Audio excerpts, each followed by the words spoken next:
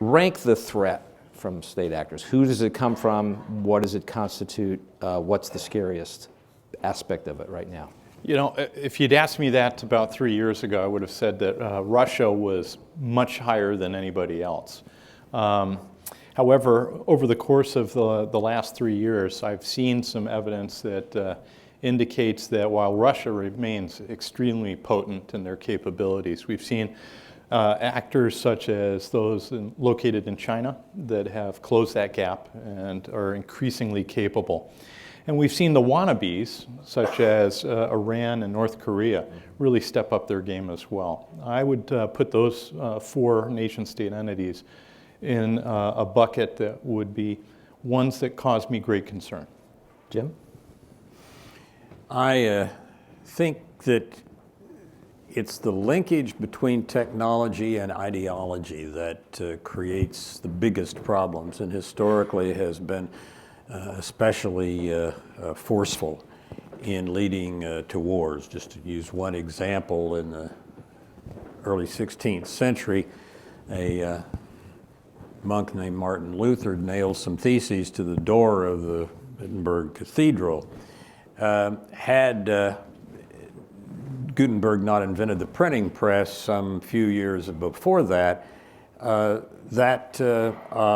those theses would have wilted in the rain and nobody would have cared. But because the printing press existed, they spread all over Europe, gave rise to the 30 Years' War, 1 million people killed, massive religious hatreds and killings throughout a lengthy period.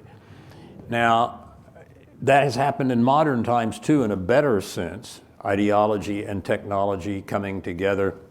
You know, all things, a fax machine. Albert Wohlstetter wrote an op-ed for the Journal back in the mid-'80s called "The Fax Will Make You Free," F-A-X. And it was addressed to the people of Poland, and he was right. It had a great deal to do with spreading ideas the Soviets could not figure out how to deal with.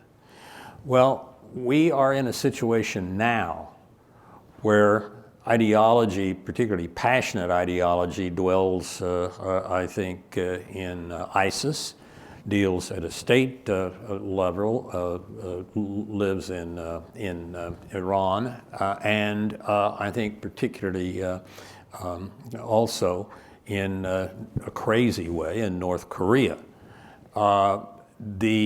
Russia and China are a problem. China in the South China Sea, Russia because it keeps expanding and grabbing countries. Russians have done that for a long time. But those are states we kind of know how to deal with. And although they have the capability, absolutely, to destroy the United States with nuclear weapons, as we do to destroy them, deterrence it's called,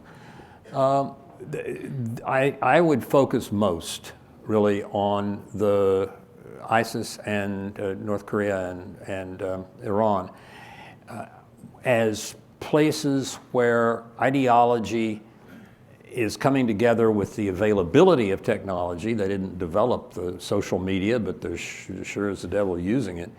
And that situation creates I think, a dilemma that's going to face us before long. I don't know whether it's because Iran gets a nuclear weapon and makes threats. I don't know, or whether Pyongyang does yet something even crazier than they've done so far. I don't know. But those 3 would be the ones I would focus on.